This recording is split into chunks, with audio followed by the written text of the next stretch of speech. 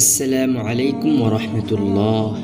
সুপ্রিয় দর্শকবৃন্দ, আশা করি মহান আল্লাহ রব্বুল আলামিনের অশেষ মেহেরবানি ও দয়ায় আপনারা সবাই সুস্থ আছেন। প্রিয় দর্শকবৃন্দ, আপনারা কি জানেন ইসলাম এবং বিজ্ঞান একে অপরের পরিপূরক, এতে কোনো বিরোধী শক্তি নেই।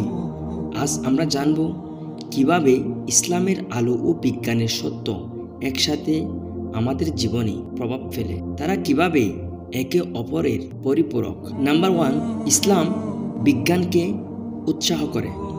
ইসলামের প্রথম নিদর্শনই ছিল ইকরা, অর্থ পড়ুন, সূরা আলাক আয়াত 1। এটি শুধু ধর্মীয় গ্রন্থ পড়ার নির্দেশ নয়, বরং চিন্তা, জ্ঞান ও গবেষণার দিকে আহ্বান। পৃথিবীর মহান মুসলিম বিজ্ঞানীরা যেমন ইবনে সিনা, আল খোয়ারিজমি এবং আল বিরুনি তাদের গবেষণার জন্য কোরআনের আয়াত থেকে প্রেরণা পেয়েছিলেন। নাম্বার 2, কোরআন ও বিজ্ঞানের অটুট মিল। ভ্রমণের বিকাশ। সূরা আল মুমিনে ভ্রমণের বিকাশের ধাপ উল্লেখ করা হয়েছে। আধুনিক বিজ্ঞান শতাব্দী পরে এই বক্তব্য বিগ ব্যাং তত্ত্বের সাথে মিলে যায়। পর্বতের ভূমিকা। সূরা আন-নাবা আয়াত 6-7 বলা হয়েছে, আমি পর্বতগুলোকে পেরেকের মতো স্থাপন করেছি। ভূতত্ত্বে প্রমাণিত, পর্বত পৃথিবীর ভূত্বককে স্থিতিশীল রাখে। নাম্বার 3, বিজ্ঞানের চর্চায় ইসলামের অবদান।